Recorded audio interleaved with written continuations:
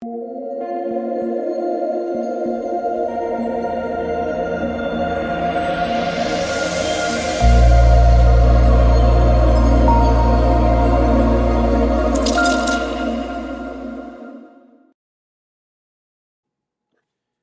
what is going on, guys? It's DK. Back at you with another video here. Today on the Wyndham Championship tournament, the PGA tournament on Draftkings. Before I get into the video, if you guys are new to the channel, my name's DK. I make daily videos breaking out NBA, NFL, PGA, and esports, daily fantasy sports slates. Real quick, before we get into the breakdown, again, I just want to say thank you guys for all the support. Currently at 4.11 thousand subscribers, so the easiest way to support me, since all the content is currently free, is leave a like on the video, hit that subscribe button if you haven't already, and hit the notification bell and spread the word. If you have friends that play DFS and you like my content, if you get good use out of it, just spread the word. I would really, really appreciate that. If you cannot watch the YouTube videos for some reason, I also upload an Apple Podcast. The link is in the description below, which is the DK DFS show. So with that out of the way, let's jump into the video. Before we get into the breakdown here for the tournament, what we can do is we can look back at my lineup from last week, the PGA Championship. Didn't go as good for me. I made a little 2v2 swap later, I think on Wednesday, that really hurt. It was Bryson and someone else, and I put in Sergio and Rory. Rory wasn't amazing. Again, Bryson was that spend up that I kind of liked because I knew he was going to be low owned. He was up there. I don't know what he finished. It was like, he was near the top. Finau, I just basically play Finau every single week. I thought he was too cheap. He was 22% owned in this. It was a $50 tournament, I want to say. Adam Scott was solid, not amazing, made the cut 4 under. He came kind of low ownership because we hadn't seen him yet. Abraham Answer, another guy I was really high on, made the cut, but wasn't great either. Sergio missed the cut. Tyrell Hatton was a guy that I was pretty high on. He was 20% owned. A lot of people were on him as well. Unfortunately, he missed the cut. So on a slate where you really needed at least 5 out of 6, you basically, in tournament 6 out of 6, I had no chance of 2 guys missing the cut. Well, let's go over the winning lineup here. So winning lineup, yeah, Bryson, what did he finish? 10 under, so tied for 4th. Again, that late swap really did hurt me. Colin Morikawa was 35% owned. Yeah, he won. I mean, he wasn't a guy I was like overly excited about. I liked him, but probably was a process mistake if he came in and 35% owned. I guess if you consider $50 tournament a high dollar tournament. So could have been a process mistake there on my part by not liking Morikawa a bit more for his price. And then he went Finau, DJ, EVR, and Cam Champ. So that's a look back there. So now let's switch over to the spreadsheet. Give me 1 second. Let me make this big. Expand it. Make sure it looks good. Okay, I think that looks pretty good. So if you guys are new to the PGA DFS videos, what I include here on the spreadsheet are, we got Vegas odds here. So we have the Draftkings salary on the left, then their Vegas odds. So, Brooks Koepka is 1,100. That means he's 11 to 1 odds to win. Their average fantasy points per game on Draftkings for the year. The course history, I included the last 3 years. Their birdie and then we get to the strokes gained ranking. So birdie or better, approach, putting, around the green, tee to green, off the green, their total strokes gained, and then their par 3, par 4, and par 5 rankings scoring wise. So what do I want to focus on for this week for the Wyndham Championship? Well, it's an easier course for sure. So birdie or better is something that I include on the left-hand side because I really do want to focus on birdie or better. This could be a week where like minus 20 wins it. So yeah, that's where I want to put a lot of stock into. I also, approach is always important. And then putting. Putting normally I don't put a whole lot of focus on, but this week I feel like putting a lot of the time is correlated with birdie or better, but I think that is something I want to put a little bit of weight in. And then obviously, total, like tee to green, like those are still important too. So don't just like completely focus on like the first couple things. You take everything into consideration. But that's really what I got here for the spreadsheet. If you guys are interested in this, I did tweet it out. The link is in the description below. It's just DK__DFS on Twitter. If you want access to this, again, I did tweet that out. So let's start with the breakdown here. Let's start with the guys over 10K. So Paul Casey, Fleetwood, Patrick Reed, Webb Simpson, and Brooks. Clearly a guy that I think is going to be the most popular play. For good reason, is Webb Simpson. He's 11-2. Sure, it feels a little bit expensive, but it's a lot weaker field. Second and third course history. I mean, he has amazing course. Even to go further back, he's won it before. He's going to be really, really popular. But I mean, it makes sense, right? Not only the course history, this course fits him really well. He's fourth birdie or better. He's a really good putter. Approach play is good. Everything looks good for Webb. Now, sure, right, he's going to be very, very popular. So I think there's merit to fade him in GPPs, right? If Webb gets 30, up maybe even 40, I don't think we'll get to 40% GPPs, but like 30+%, there is merit to fade, right? Because there are other options around him. Like the top guys all look decent. And if you're going to get such high ownership on Webb, it's not the worst idea to get off him for the ownership reasons. Yeah, I think Webb clearly stands out the most of these top guys, and then followed by Patrick Reed. And I think a lot of people are kind of thinking the same way. Patrick Reed finished 22nd last year. He's 15 to 1 odds to win. He's 9th birdie or better, so very good birdie or better play. Not amazing approach player, but really good putter too.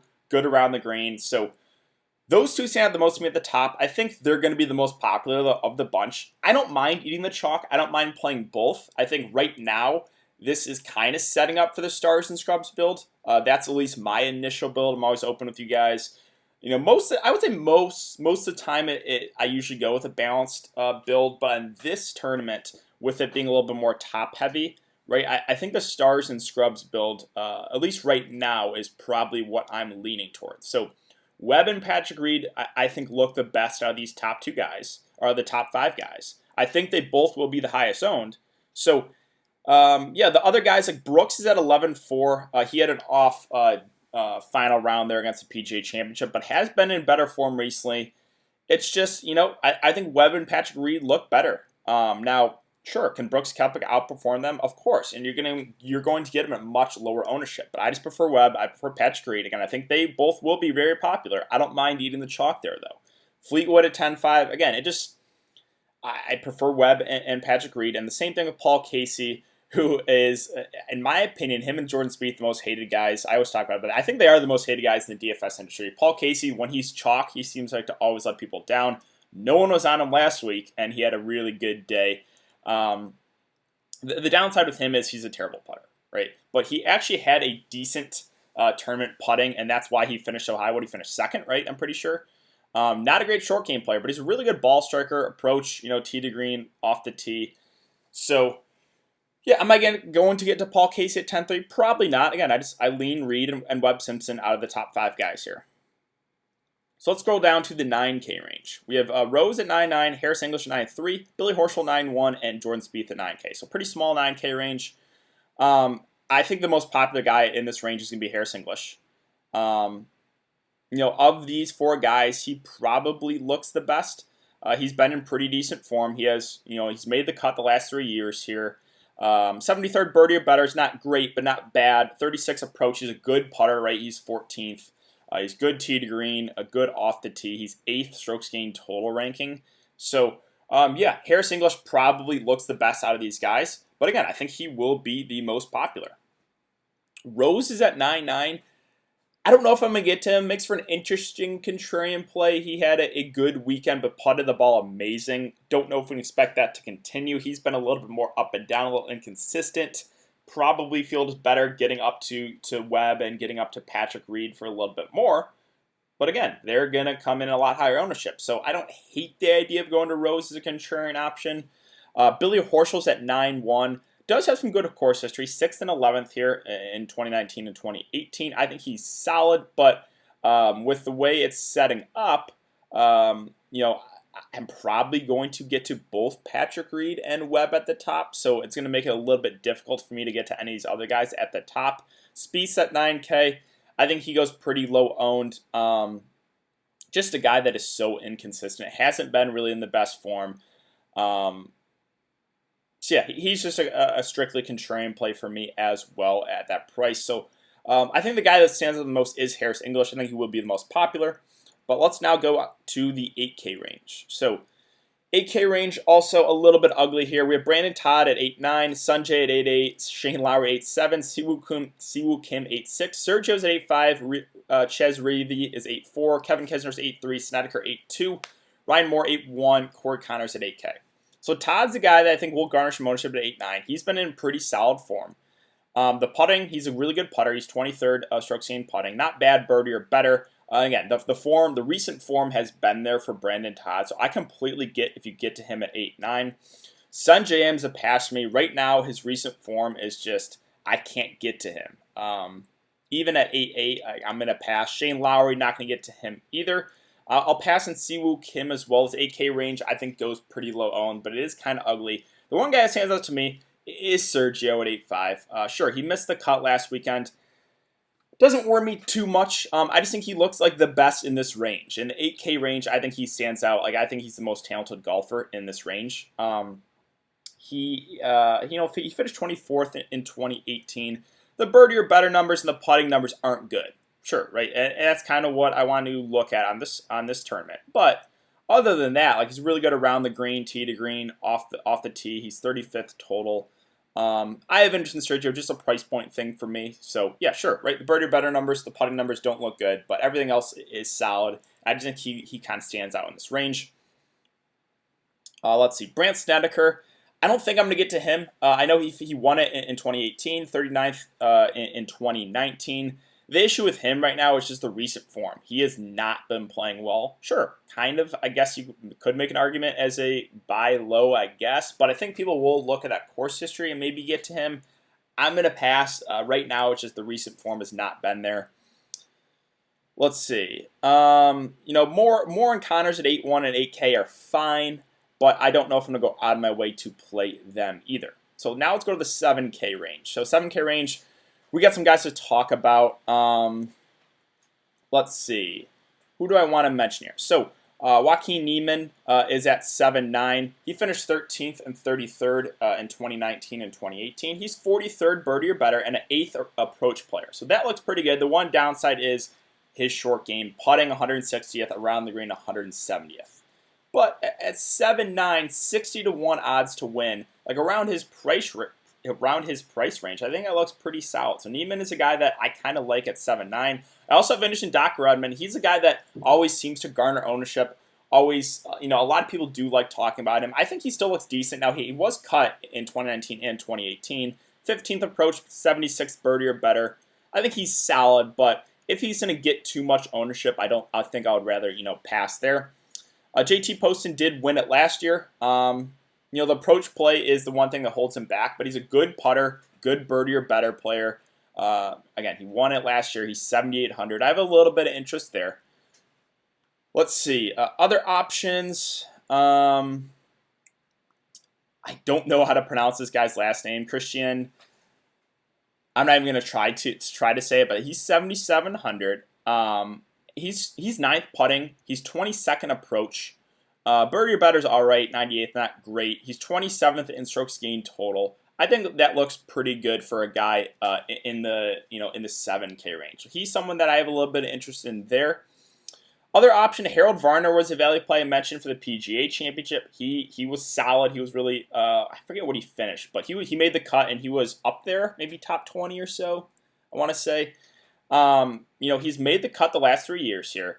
The birdie or better numbers are okay, 65th. He's a good approach player. He's a good tee to green, good off the tee. The one bad thing with him, again, is the putting. So when you get to these guys like below the 9, 8K range, there's always going to be something that holds them back. So really, everything besides the putting looks pretty good for Varner. 7.6K price point. I think that looks solid. He's 70 to 1 odds to win as well. Decent course history too, right? He's made the cut the last 3 years. So Varner's a value play.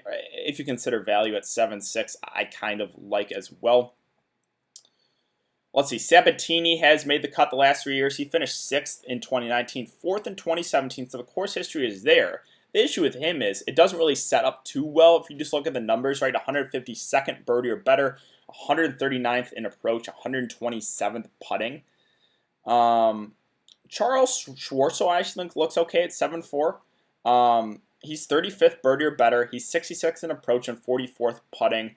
I guess his one downside is the off the tee. But I'm not going to put a whole lot of, you know, a lot of stock into that. So, yeah, I think Charles Schwartzel at 7-4 looks like a pretty solid play. Other options, I think Lucas Glover looks decent here at 7-3. He was really popular, what was it, 3 weeks ago, I want to say, 3 or 4 weeks ago when he was really chalky. That was a lesser field. He was in the 9K range. He missed the cut. He let a lot of people down.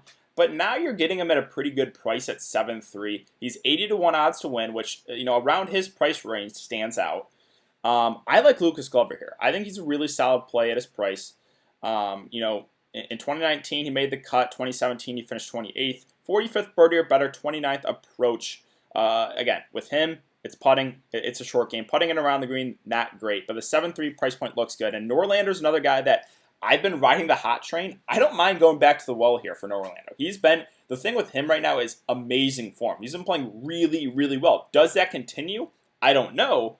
But the recent form is good, and the price point I think looks good too. So Norlander in the 7K range I like as well. Let's see. I think that's really it in the 7K. Oh, Brian Harman's the last guy I do want to mention at 7-1. He finished 6th last year. He's 59th birdie or better. 70th putting, not bad. Around the green is 17th. His approach play is not great, 123rd. But really, if you look at him, nothing is really terrible. The 7-1 price looks decent. 6th last year, and it's always good to see. He's 90th, 90-1 odds to win. So Brian Harman at 7-1 is the last guy I'll mention in the 7K range that I do like. So yeah, in the 7K range there are some options, right, that I mentioned. So Niemann, Doc Redman, Poston won it last year. Harold Varner I think looks pretty good. I think a guy like Lucas Glover looks really solid at 7-3. Norlander. Brian Harman. Those are the guys I have interest in that range. So now we get to the cheap options here, the 6K range.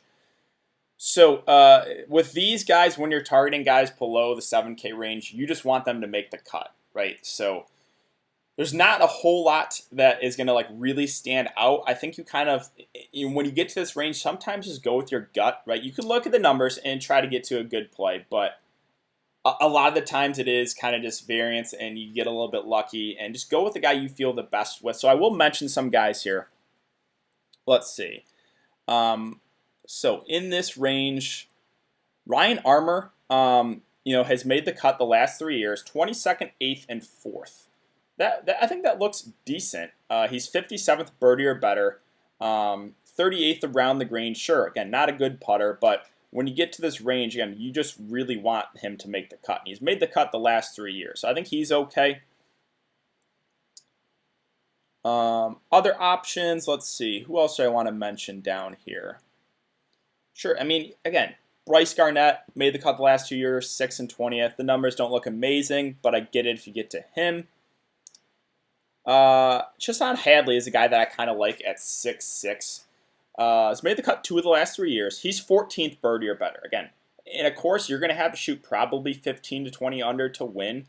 I want those guys that can put up a lot of birdies. So Chesson Hadley is a guy that is one of those guys. He's obviously got 14th birdie or better. He's a good approach player too, 37th. Now sure, right? Some things don't look great, but when you get to this price range, you're not going to get a guy that really stands out in all categories, right? He's 149th putting, not great. 156 around the green, not great. But you got to take some shots on some of these guys. I think Hadley's a guy that looks okay. Don't even mind Russell Knox right above him. 48th and 22nd and 28th in 2019 and 2017. He's 32nd approach. Let's see some other options here. I think a guy like Peter Uihlein looks okay. He's 33rd birdie or better. He's 64th putting, 21st around the green. Sure, not an amazing approach player, 110th, but at 6'5", I think he's someone that could get some upside here. So I have a little bit of interest there. Seamus Power is a guy that's 7th birdie or better. And sure, there are some things in his game that don't look amazing, but 71st putting looks solid. 43rd around the green. Not the best approach player, but he's so cheap that he's a guy that I feel like could make the cut and could have a little bit of upside here at 6'4". Right below him is Nick Watney. Have a little bit of interest there too. Now, sure, the course history doesn't look great. Cut the last 3 years, but 41st birdie or better. He's 27th in approach, 89th putting, 57th around the green. Like, for a guy this cheap, the strokes gained rankings look pretty good for him. So Nick Watney, I think, is a guy that I would consider as more of a punt play. If you get down below that, I don't really think there's anyone that, like, I'm going to mention. Like, sure, you could look to Aaron Badley. He's made the cut in 2018 and 2017. He's 56 birdie or better, 4th around the green. I think that's okay. Patton Kisery has finished 13th last year, 24th in 2017. And you're really just looking for something down here, grasping for straws. But I think that's really it for the guys that I'm looking at. So again, I try to keep my recommendations to about 15 or so golfers. I don't want to go crazy and just recommend everyone because that wouldn't obviously be helpful to you guys. But if there's someone I mentioned or someone I didn't mention that you like, go with them, right? Because golf is super, super high variance. If you feel good about someone, just go with it. Like the numbers, a guy can look amazing in all categories and still miss the cut, right? Like golf is just such a high variance game. There's a lot of luck involved. So if you feel good about a guy, just go with it. Go with your gut. And again, for my roster construction, right now it's looking like that stars and scrubs approach because there's a couple guys at the top there. Again, Webb and Patrick Reed. I know they're going to be popular, but I don't mind eating the chalk on them.